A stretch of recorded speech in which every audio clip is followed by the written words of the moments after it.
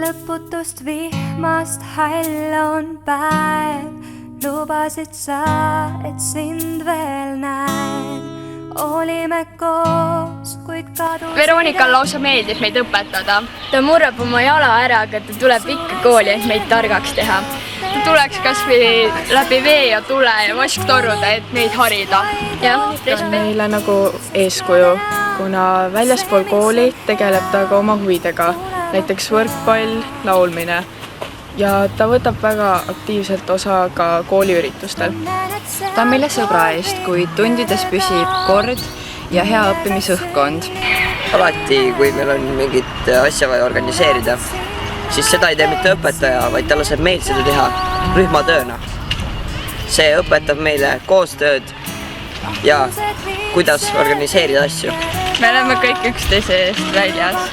Minu õpetaja andis ükskord ühel arenguvestlusel minu kunstihuvile andekakaardi, mis avab mulle nii-öelda uksed kunstikonkursitele ja ma olen sellest väga tänulik. Me oleme Veronikaga 3 aasta jooksul väga lähedaseks saanud ja ta on meile väga-väga hea sõber.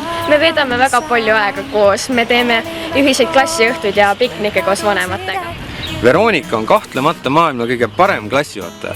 Minu kokkupuude temaga on olnud ennekõike läbi rahvusvaheliste projektide, kus ta on väga aktiivselt kaasa löönud. Ta on inimene, kes on alati valmis panustama rohkem, kui temalt nõutakse.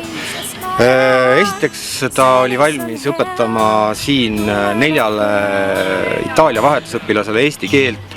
Siis me viisime koos temaga meie koolis juba 4 aastat toimunud õppija töötubade päevade oskusteab Kaunasesse, Leetu. Täna tegutseb ta väga aktiivselt Erasmus Plus projektis, kus me üritame siis omal parimal moel tegeleda selliste oluliste teemadega nagu koolikiusamine ja õpilastes õpihuvi ja õpimotivatsiooni tõstmine.